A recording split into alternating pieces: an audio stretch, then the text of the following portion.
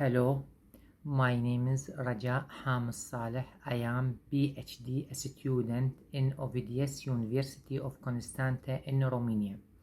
The title of my articles, The Mechanism of Figurative Language and Metaphor in Shaping the Migration Narrative of the American Periodicals.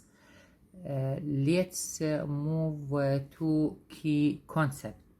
It isn't an exaggeration to say that metaphors have played an essential role in shaping public opinion through tabloids.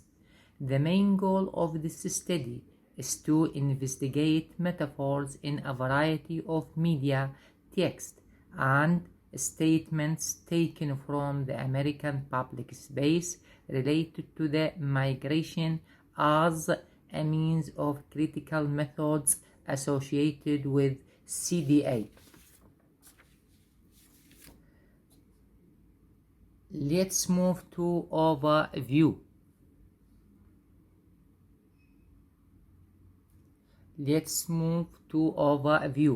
Metaphors are used in TV and movie dialogue, books, and even in business writing. It is a figure of speech that helps to bridge understanding between two different parties, especially if they share the same culture, perspective, and background. The purpose of this study is to be more empirical for applying and investigating. To check the articles that selected from New York Post related immigration in the US through figurative language and metaphor in shaping the migration narrative of the American periodicals according conceptual theory, Lakoff and Johnson, 2003. A conceptual metaphor is a metaphor that is used to describe a concept. Lakoff and Johnson, 2003, used the conceptual metaphor argument is war to describe how conceptual metaphors reshape our understanding and actions. However, this conceptual metaphor relates an argument to war, which most people view as a conflict to be won. In a sense, the metaphor says that arguments are meant to be won, even if it must be won by questionable means.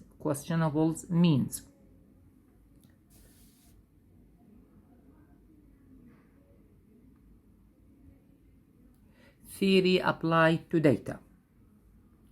I am an immigrant and Trump is right. I am an immigrant and Trump is right on immigration by Govia and Eldman, 2018 New York Post. This basis is presented in Govia's point of view, leaving few instances for misrepresentations of metaphors. However, several metaphors can be found when Govia refers to wisdom that was relayed to him by others, as well as a description of his own negative experiences expressing his political opinions. Number 1. Metaphor conservative were the boogeyman. The conceptual metaphor shows concepts of conservatives who hold were considered to be traditional political values, and the boogeyman, which is a mythical person found across multiple cultures. Number 2. Metaphor heavy black lash. This heavy black lash. This conceptual metaphor here uses the concept of weight to imply a more safe response and the black lash. This is a common method used in storytelling to convey the severity of the situation. Culturally, the use of weight to convey intensity is commonly used in cultures around the world. Number 3, metaphor branch of insults. The conceptual metaphor conveys the intensity of the response from other people, but in a slightly different way. The term branch is generally used with military meaning and is used to show that Govia was being attacked by many insults.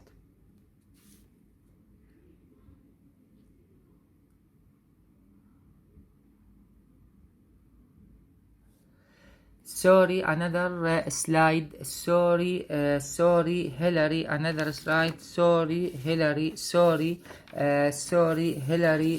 Hillary. Trump policies are clearly better for blacks by John Lute, 2016 New York Post. Number 1, metaphor falling into the wrong hands is a common phrase when discussing the use of specific items. In this case, the conversation addresses gun ownership as the United States by using the metaphors falling into the wrong hands. Lot draws a distinction between who should be allowed to guns and who shouldn't. Specifically, the wrong hands is a subjective term based on each person's sense of right and wrong in their idea of who the bad guy in a narrative is.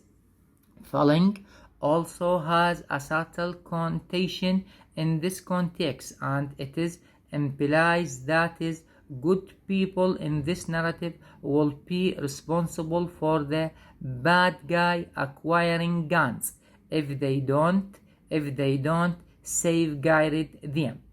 Number 2, metaphors lifeline, losing ground, and life and death. All of these use imagery to invoke extreme circumstances for the people that he is talking about.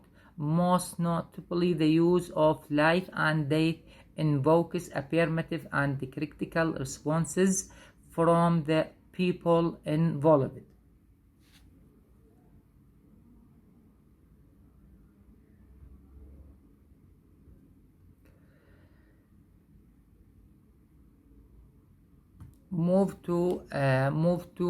Let's move to MS-13 gunning members catch it traveling with migrant driven border patrol by Lipon, 2018 New York Post. Number 1, metaphor. Lipin uses the word bloodthirsty in this narrative to describe a member of the MS-13 gunning. The use of a simple metaphor to describe a person, even or situation, can help clarify readers' understanding of the situation without implying a greater underlying sentiment. The conceptual metaphor of bloodthirsty describing a gunning member of quickly conveys the vicious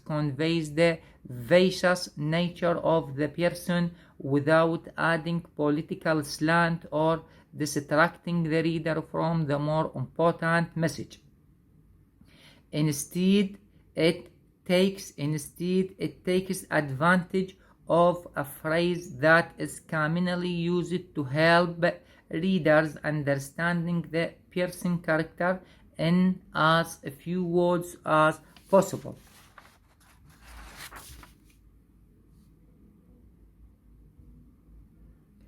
Let's move to another slide. 100 women in migrant caravan gives birth on U.S. soil by Associated Press, 6th of December 2018, New York Post. The Associated Press 2018 stated that President Trump said that he could end birthright citizenship with a sweep of his pen. Metaphor, sweep of his pen, and the conceptual metaphor is designed to convey that the president has a lot of power that is easy to wield to make substantial changes.